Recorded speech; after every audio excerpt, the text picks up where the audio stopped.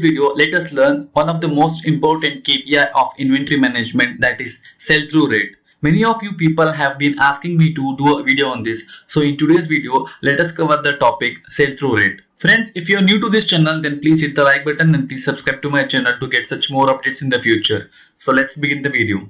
So what is sell-through rate? Sell-through rate measures the amount of inventory that is sold within a given period of time relative to the amount of inventory received within the same period.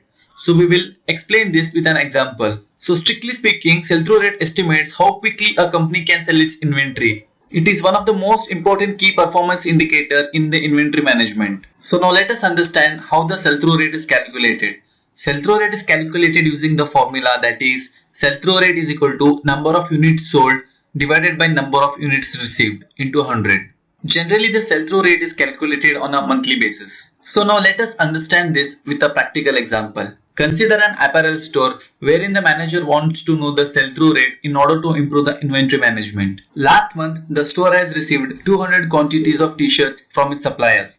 At the same time, the store has sold 140 quantities of t-shirts within a month. So now the sell-through rate can be calculated as 140 units, that is the number of units sold within 1 month, divided by 200 units, that is 200 is the quantity which has been received at the month beginning. So if we divide 140 by 200, that will be 0.7, that we have to multiply by 100 will be 70%. So now the sell-through rate of the store is 70% for the month. So friends, here we have to note that higher the sell-through rate, higher will be the profits, because if we can liquidate the inventory as soon as possible, then the inventory will not go into end of the season sales or any markdowns. So we can clear the inventory as soon as possible and the higher will be the profits. So friends, this was an example based on the quantity. So now let us see an example based on the value.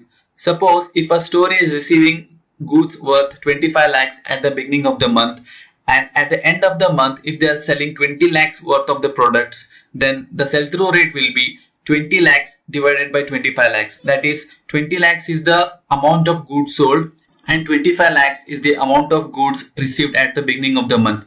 So the sell-through rate will be 20 divided by 25, that will be 0.8. So we have to multiply it by 100. So that will be 80%. Here the sell-through rate is 80%, which is a very good sell-through rate. So friends, if you have a good sell-through rate, then your inventory will not go into the end of season sales, and also your inventory will not go under the markdown. In both the situations, you have a possibility of leaking the margins. So why sell-through rate is the most important KPI in the inventory management? Because if a company holds a lot of inventory, then it will face a problem in selling all the inventory.